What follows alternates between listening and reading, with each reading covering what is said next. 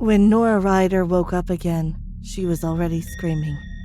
Every inch of her body felt like it had caught on fire, and she wasn't in control of her trembling limbs. After one excruciating second too long, the attack ceased, and all that was left was a dull ache in all her muscles. When she finally managed to take a gasping breath for air and her eyes fluttered open, she begrudgingly remembered her current circumstances. She was strapped to an examination chair akin to one from her nightmares as a child, scared of the dentist. Not even in her cruelest and darkest dreams, her brain could have conjured up a scenario as messed up and painful as this one. Her body was still spasming with aftershocks, and she realized that this time they had woken her up by electrocuting her body. Half of her was disappointed that they were careful enough not to kill her. There were thick strips of black leather binding her ankles, thighs, torso, wrists, arms, and neck against the chair. Many different points of her body were sore or still bleeding because of the tests they were running on her. The small laboratory she was trapped in was unfamiliar and chilling. A square room filled with unknown machines and shelves carrying indescribable objects. Nothing she had ever seen in her life. The last piece of the puzzle was the two monsters keeping her company, watching over her, torturing her within an inch of her life. They told her their names at some point, and they looked as human as she did.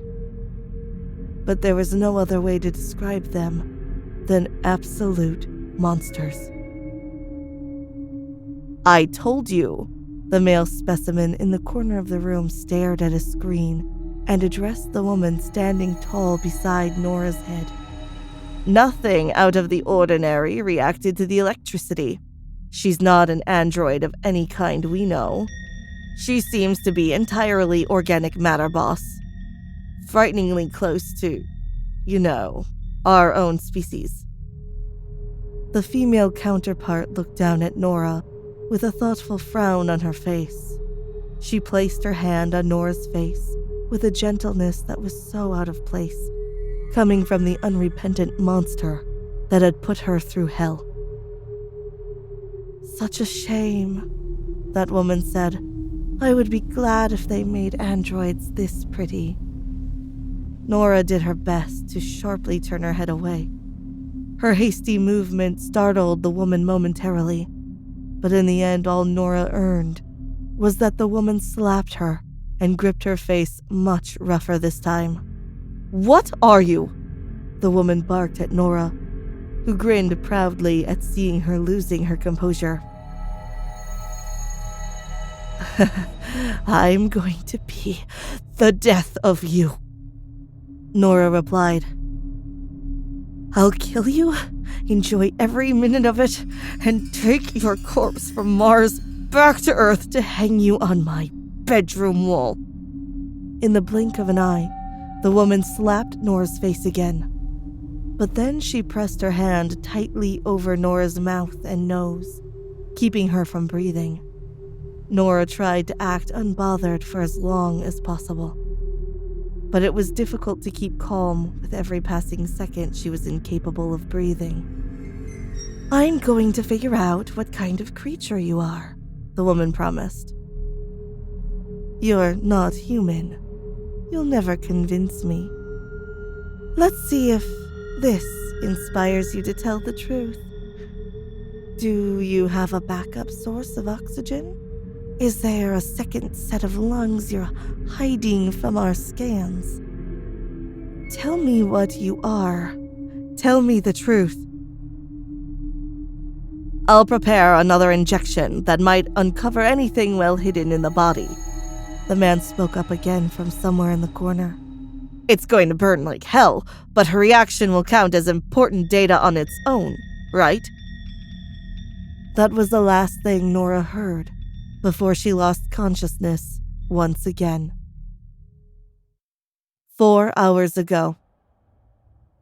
Back then, there was absolutely no space in their hearts and minds for fear, pain, or anything other than utmost joy. They made it. The mission was a success. Nora Ryder and Nicholas Torres were the first astronauts to walk on Mars. They put the utmost care and precision into their safe landing on the surface of the planet. And then they started to let loose. They cheered and celebrated loudly among them and did their best to communicate with the base on Earth. They scrambled toward the exit, got ready in a frenzy, and finally, they took their first steps on Mars. It was an overwhelming feeling, like dreams coming true and reality expanding beyond the limits of imagination. They completed the official procedures, and then they agreed to enjoy themselves a little. Nora and Nicholas were old friends, maybe not the best or closest of friends, but they trained together for years. And this accomplishment for humanity also felt like an intimate joke between friends. They temporarily turned off their comms with the home base, and they strolled around the surface of Mars like their specialized suits were a natural part of their bodies, keeping them safe, breathing and walking almost as easily as if they were on Earth. What other pair of colleagues in the history of the human race could boast of having laughed, danced, and frolicked around on the surface of Mars? How could they have expected things to get so out of hand, so dark and dangerous in the blink of an eye? It started with an awful sound. The kind that's so loud and irritating that it ignites a full body reaction, a spark of anxiety, a grimace from head to toe as you try to squirm away from the pain. But it's impossible. The source of the problem is shoved right in your ear. It was the most jarring sound they had ever heard. It was an aggressive, shrill, endless sound, similar to the static on a broken television, but heightened by 1,000. As they were connected to every electronic device on their home planet, and each and every one of them malfunctioned at once. Both astronauts fell to their knees on the dusty red surface of Mars and started screaming, begging the unbearable sound to cease. Their yells only made things worse for both of them, who could hear each other on top of the grating noise, as if it came directly from their heads. For a brief moment, Nora entertained the thought of giving in, pulling off her helmet, succumbing to the pain, and letting herself die before the noise could split her skull in half. She didn't know that it was barely the beginning of a long chain of painful experiences that would test her resistance beyond imagination. Blindly, she fumbled with the controls embedded in her suit, and she successfully disconnected the communication channel between their suit and the ship. They would have to get back inside the ship to be able to turn it back on, and that's assuming nothing horrible will have happened to them beforehand. What the hell was that? Was the first thing that Nicholas said to Nora, and she thought that despite everything, it was a relief to hear his voice, regardless of how utterly distressed he sounded. I have no idea, she replied breathlessly. It has to be some kind of interference? An unaccounted signal reacting against ours. Her partner laughed bitterly and asked her, you think the little robots, the automatic explorers, just, started screaming? Nora shook her head and thought about it for a minute. Something must have malfunctioned. Something. Anything, she said. She stood up and did her best to dust off the knees of her suit. Let's get back to the ship and try to figure it out and fix it, Nora decided. It could have been just her being paranoid, or maybe her instincts kicking in. Perhaps disconnecting one of the communication channels heightened the audio reception of their surroundings, and she heard a strange noise. Footsteps approaching. Regardless of what exactly it was, and in spite of her own decision, Nora didn't move from her spot. Nicholas started walking away, and only stopped after a few feet. When he realized she wasn't following him, he started calling out her name again and again, with increasing worry at seeing her paralyzed on the spot. Nora! But she couldn't pay attention to him at the moment. She was incapable of focusing on anything but that feeling of being observed, that faint, distant sound that was so unexpected, so impossible, so vague that it felt almost like a dream. But as soon as Nicholas started walking back toward her to check on Nora, they heard it. A voice. A human voice. A person talking to them. A stranger on Mars' surface with them. It was unbelievable. But the voice left little room for questioning its existence. Hands up! Don't move! It was the voice of a woman, and yet Nora's brain was just incapable of processing any possible explanation of how there could be another woman currently standing on the entire planet. She didn't listen to the instructions. She couldn't. Slowly but surely, she started turning around. I said, do not move. Hands up now. Now! The other woman continued to yell. Underneath the yells and the frightened beat of Nora's heart, she could hear her dear friend mumbling again and again. Nora, what's going on? Nora, what's this? Nora, who are they? Nora. But Nora had no answers. She was standing right there, shaking inside her suit, disconnected from the rest of humanity, and facing two other astronauts standing about 20 feet away from her and slowly approaching, holding a pair of guns that she had never seen and couldn't even begin to understand at first sight. Put your hands up! Don't make me shoot! The woman continued to threaten Nora and Nicholas, walking slowly and firmly, pointing her gun at Nora's head. Did you infiltrate our ship? How did you get here? Who are you? Nora opened her mouth to reply, but the words just wouldn't come to her. There was a ringing in her ears and a dull pain in her chest. This was impossible. The entire planet gathered in front of their screens to follow the launch of their spaceship. Her mission was an international effort, a worldwide phenomenon, the first of its kind throughout history.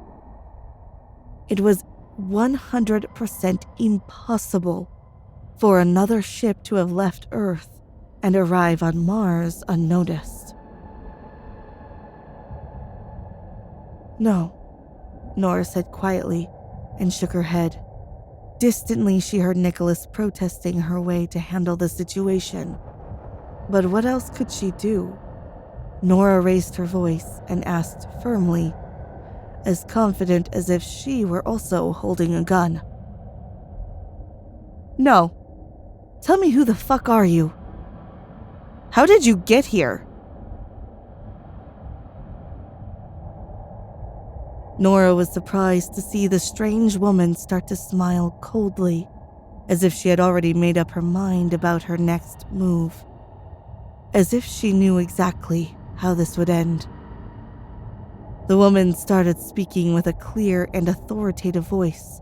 She said, "You can address me as Hadley. My partner is Vincent, and you have 10 seconds to tell me your species, your planet of origin, and your allegiance to humanity." Nora found herself shaking, tightening her hands into fists, beyond upset at this ridiculous impossibility, this incomprehensible threat, this absolutely insulting, twisted game of fate. "Nora Ryder and Nicholas Torres. United States of America, NASA." Nora replied loudly, nearly yelling, and taking big steps forward as she continued to talk. "We are the first and only mission that humanity has sent to Mars, and you—" "And I," the woman interrupted her. "I simply don't believe you." That was the first time Nora was shot by the two strangers. 5 hours later. The first thing Nora heard as she started to wake up again was the woman Hadley saying, "Well, did you enjoy your nap?" But Nora didn't want to give her the pleasure of an answer. Quickly, she went over the facts once again as a strategy to keep her sanity for as long as possible. Her name was Nora Ryder. Her partner was Nicholas Torres. They led the first mission from Earth to Mars, and when they arrived, they found out that 2 other people were already there. Strange people with different suits and unknown weapons that captured, separated, and tortured them as they looked for answers to questions that Nora didn't even understand. "I know you're awake, Nora Ryder," said the monster that called herself Hadley. "Answer me when I speak to you, or do you want to go back to the electric shocks?" Of course, because Hadley was a heartless creature that only physically resembled human beings, she didn't wait for an answer from Nora, and she pushed one of the buttons that made Nora's body the target of a powerful electric shock. A terrible thing that made all the nerves in her body scream in agony for a second that felt absolutely endless. "Fuck you!" Nora snapped as soon as she was able to speak up again. Tied up to the chair, still covered by blood, sweat, scars, open wounds, and tubes that connected her to machines she had never seen before. "I'm trying to have a conversation," the other woman that spawned from hell said. She walked closer to Nora, who only then realized they were alone. The devil's partner, supposedly a man named Vincent, was nowhere to be seen. Hadley looked down at Nora and said, "I'm not asking difficult questions, Nora Ryder. You don't want to tell me your plans or who sent you? Fine, we'll get to it later. There's always time for some dismemberment. But I'd like to at least know where you come from. Give me the name of your planet and species, and I might let you live. I'll go easy on you, I swear. This brings me no pleasure whatsoever." Nora was exhausted. This experience drained her physically, obviously, but she was also demanding a lot from her brain, trying to make sense of everything. There was no way someone could go this far for an elaborate joke. No, these strangers talked about different planets and species as if it were a completely normal subject. Even worse, they were convinced that Nora and Nicholas weren't humans. Even if Nora firmly believed it was the other way around. I told you, Nora said through gritted teeth. I told you. We come from Earth. We are humans. This is the first time humanity lands on Mars. You are the inconsistency. You are the mistake. You are the only thing that went wrong here. Silence, Hadley interrupted her harshly, but Nora was proud to see her words rattled her. Nora, however, was not so glad to see the other woman pick up an odd-looking knife. Something that Nora had no idea if it was closer to the instrument of a surgeon or a butcher. Not that any option was better for her. Hadley started talking again, calmer now, and explained her very next method of torture. This machine is very expensive, Nora Ryder. So you better make it worth it. It's like an old school microwave, you see.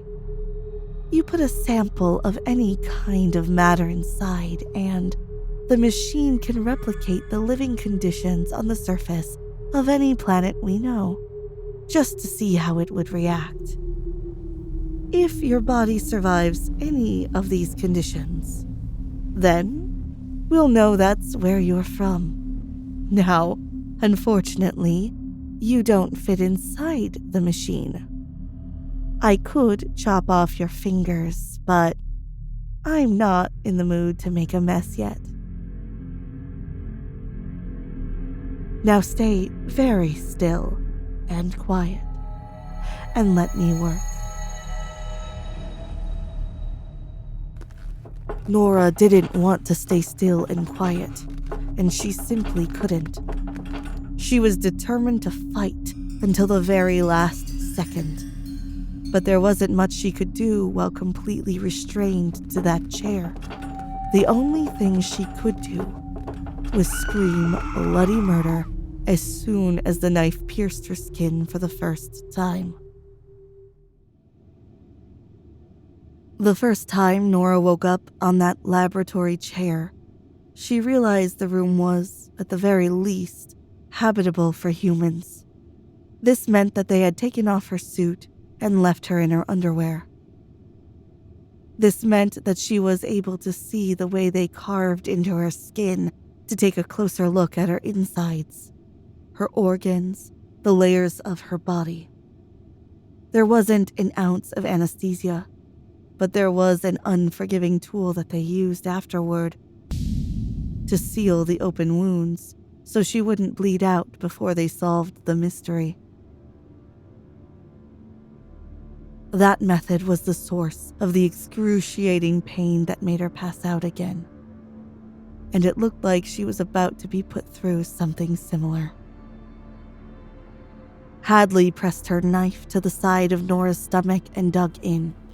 She cut as if she were dealing with a tempting meal, slowly and deep, savoring every drop of blood and the way a slice of pale skin fell flat on her knife. The disturbed creature had the nerve to smile as she transferred that piece of Nora into the ominous little machine she had mentioned. Nora took deep breaths. She tried to ignore the pain on her side and the tears in the corners of her eyes, and she observed what Hadley was doing. The woman pressed a series of buttons on the machine, and then the two of them watched as the light came on. The inside of the machine filled with a cloud of light smoke. A quiet rumble sounded around the room.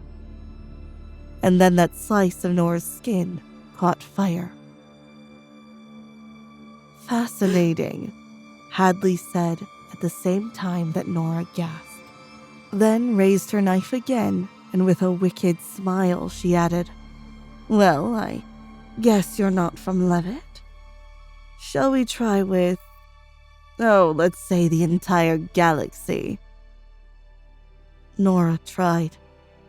She really tried her hardest to keep her composure, to stay strong, and to put up a fight. But she just couldn't have been any more helpless, desperate, and in pain. The next hour was spent in nothing but torture. She had to lay there and watch as that monster carved dozens of pieces out of her body. There were bleeding wounds in her stomach, her arms, and even one on the side of her face. Every little bloody sample was deposited in that strange machine that imitated extraordinary atmospheres. And then the two of them watched as those pieces of Nora caught fire, melted, boiled over, disintegrated, and on one occasion, exploded. At first, while Nora sobbed and screamed, Hadley appeared to be delighted. That heartless woman was overconfident, vicious, and determined to prove that Nora was lying. However, because all her little experiments and torture mechanisms were failing, her enthusiasm started to shrivel and die. Eventually, she was so frustrated that after stabbing Nora one last time, she simply threw her knife at the wall and exclaimed, "This is useless. You don't really belong to any other species we know." "I told you," Nora said, putting as much venom as she could into her frail and exhausted voice. "I'm as human as you are, bitch." "Impossible," the other woman snapped at her. "I would know if they had sent another ship to Mars. It was only meant to be just us." Nora couldn't help but laugh bitterly at that and say, "Yeah, that's what we thought either." "Well, tough luck. I'm really sorry, okay? But it turns out neither of us is as special as we thought." Then, for a moment, neither of them said anything else. Hadley walked closer to Nora, and for the first time, she didn't have that insane and murderous spark in her eyes, as if she were yearning to tear Nora's body into pieces as fast as she could. She only looked curious. Both of them were regarding each other very carefully, as if trying to solve the mystery of each other's existence without violence this time. They really didn't look that different. At first sight, Nora could actually believe they were both humans. But she couldn't picture herself ever taking such extremely violent measures against another person like Hadley did. If it was true, and they were both humans, her instinct told her there was something else behind all of this. Why did you torture me?" Nora asked finally, pretty much hating how much she cared. "Why did you see us as such a terrible threat? What's wrong with you and your planet, Hadley? Why are you so scared?" Part of Nora expected another hit in the face, another cut of the knife, even a new electric shock. However, she was surprised to see Hadley's face instantly darkened, her eyes completely losing that maddening and mischievous spark in order to fill with nothing but cold and grief. Slowly, and maybe still enjoying some of the pain it caused Nora, she used a different tool to seal closed the cuts all over Nora's body. As she worked, she leaned in closer to Nora, and her voice was grave. So heartbroken that Nora had no doubt Hadley was telling the truth. She had seen horrors even worse than what she had inflicted upon Nora. And she was fucking terrified. "Because we are at war," Hadley confessed, her voice shaking. The room felt colder, and the entire universe just felt suffocating. This wasn't an exploratory mission like yours, Nora Ryder. The planet Earth I know is being attacked, and we are looking for somewhere to escape. Humanity is getting exterminated. Those devils hunting us can shapeshift, and I was convinced you were one of them. Much to Nora's utter surprise, as soon as her wounds were closed, Hadley started to undo some of the leather straps, holding her to the strange chair. The cuts were all ugly scars now, and they burned like hell, but at least the bleeding stopped. She sighed, relieved, and asked, What finally convinced you that I'm human like you?" Hadley thought about it for a second, and she even smiled when she replied, "You showed empathy. It's a telltale sign. They could look and act like you for so long, but they've never successfully imitated human empathy." She paused, and Nora took a moment to relish in the newfound freedom that allowed her to move her head. She couldn't ignore the boiling hatred in her heart.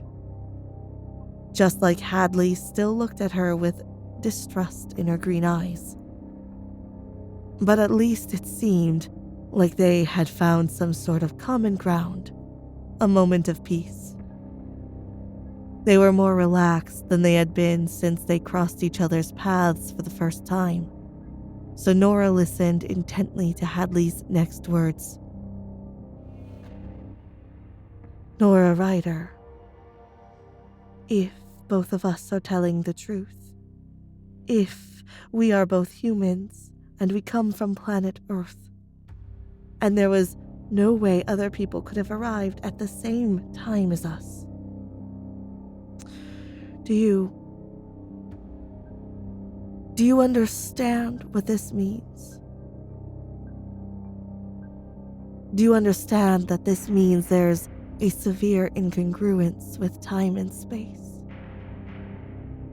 I'm thinking about time traveling, but I could entertain an alternate dimension theory. The point is, if we can figure out how and why it is possible that we coincided here, and if your own planet could help us with the war." Right then, the two women were interrupted. The door to that strange little lab was thrown open, and both of them were deeply startled by a lifeless body getting thrown over and dropping to the floor. Hadley's mission partner walked in then, looking disheveled and angry. "Mystery solved," he said. "The man was an imposter, but he's been effectively neutralized." The man called Vincent wasn't even done speaking when Hadley quickly grabbed a brand new knife and pressed it tightly against Nora's throat. It was a testament to how much Hadley had started to believe Nora that she didn't immediately kill her. She hesitated just a second enough for Nora to desperately exclaim, "Wait! Don't! That's not Nicholas's body. I've never seen that man before." Hadley and Vincent, that murderous duo, frowned at her, and the man even laughed. "What do you mean?" he asked Nora. "This is literally the man that we captured along with you. There's nobody else on the entire planet. Hadley, she's one of them too. She's a monster. You have to kill her." They were both staring at Nora with vicious, angry, and inevitably scared eyes. She couldn't bear it. The knife in the other woman's hand was pressing dangerously against her throat. When she spoke, her voice was shaking badly. but she hoped that the conviction in her words was still noticeable. Nora closed her eyes tightly and launched herself into a rant that she hoped could save her life. She said, That's not Nicholas. That's just not him. I know my friend, okay? I worked with him for years. I know he was shorter. I always teased him for being shorter than me. I know he was pale and got sunburnt with hilarious ease. I know that he wasn't blonde. His hair was almost pitch black, and we joked about him dyeing it in secret. He was a good student, obnoxiously patient with his work, socially awkward but generally liked by all. We were a team. I loved him like an old friend. He never did anything wrong. His only fault, his only flaw, it was his lack of. Suddenly, Nora couldn't stop talking. Her captors were staring at her curiously, and the pressure of Hadley's knife on her neck eased a little for her to gulp nervously. And then in a whisper, she said, His only flaw was his lack of human empathy. In the blink of an eye, Hadley and Vincent brought all their attention back to the lifeless body on the floor. Hadley stepped forward slowly. She tightened her grip on her knife, and she crouched down on the floor beside the body. Then she proceeded to slam the knife deep into the neck of that unrecognizable man. She started to move it downward, along the length of the body. She was relentless. The knife was unlike anything Nora had seen. And still, no human body would have been able to do that. The body split open for Hadley. The blood started to pour. But when she stopped at the stomach, everything started to change. Nora craned her neck to get a good view, and she almost regretted it. Right there on the floor, the body started to involuntarily change shape. It was at first like staring at a hologram. The skin changed color, got pale, then darker, then green and inhumane shades. The face shifted, the features changed. It was an older man, a woman, an infant. The limbs twisted and turned, got longer and shorter. It got out of control quite quickly, showing scales and then spines, and even the shell of something like a crab, disintegrating the clothes clinging to it. But finally, with a disturbing, gurgling noise, as if it were boiling over, the body started to turn into a shapeless mass.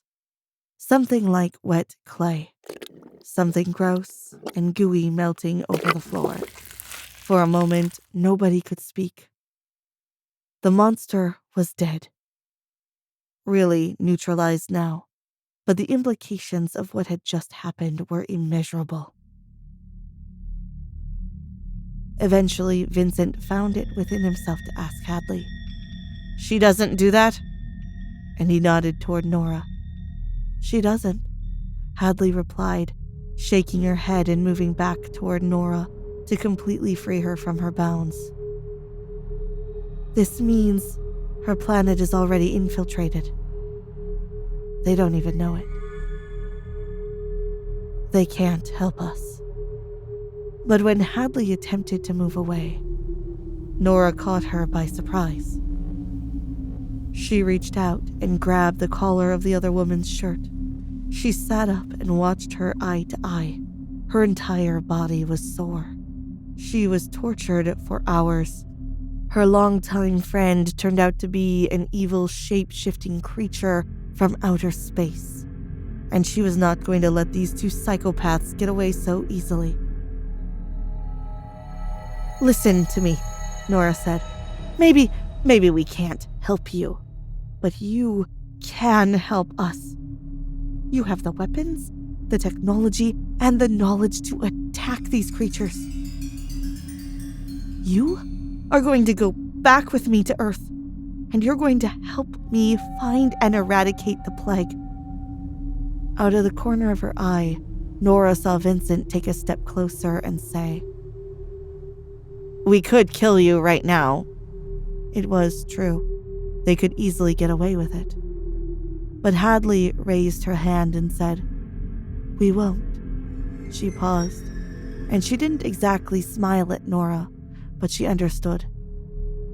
If this impossible overlap between two radically different worlds is a result of a time paradox, then we can go and save humanity ourselves. We can end the plague before they even get a chance to start a war. And if it isn't? Vincent wondered. What if it's just an alternative reality? What if we can't ever go back home? Hadley considered that question deeply, and she pulled Nora's hands off her shirt. This time, when she spoke up again, there was a gleam of adventure shining in her eyes. "I think both of you are forgetting something very important," she said. "None of us can know for sure which version of planet Earth we'll be going back to. The only thing we can do is prepare our ship and get ready for a long journey."